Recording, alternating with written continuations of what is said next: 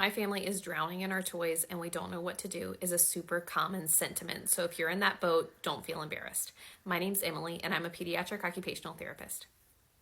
If you are totally overwhelmed by your play situation, I would start small. Start by looking for random pieces of junk. So I dug through some of my kids' toys for examples and I just found this little bird. I know it's a part of an instrument that got thrown away a while ago because it was broken and it's just hanging out, making a mess at my house.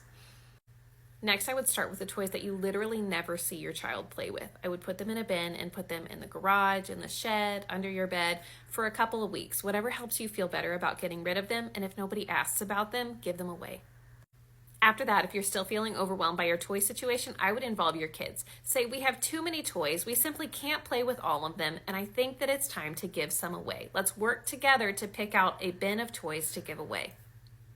Once you've narrowed down the number of toys you have to a number that you're comfortable with, which will be different for every family, I would set up a toy rotation system.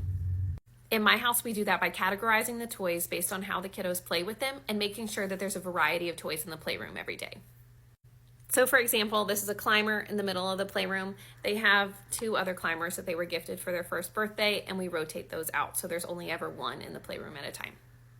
They have like 5 different little people play structures that were all handed down to them. So typically I'll put either 1 or 2 out in the playroom at a time, and I put those out along with a couple of the animals. We have like 10 random different cars like this. I'll usually put 2 out at a time and I cycle them through every couple days. It keeps them exciting. They're always excited to see the new cars I put out. Their ride-on toys are the same thing. I'll usually put out 2 at a time. And then we have our pile of play silks. I always leave this in the playroom because it doesn't really take up any space and they can play with them in a lot of different ways.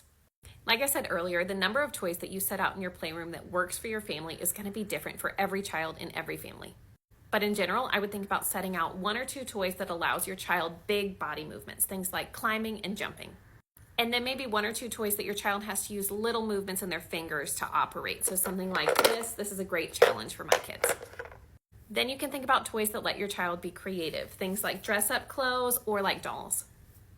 If you have multiple children, you can think about toys that would allow them to play together in the playroom.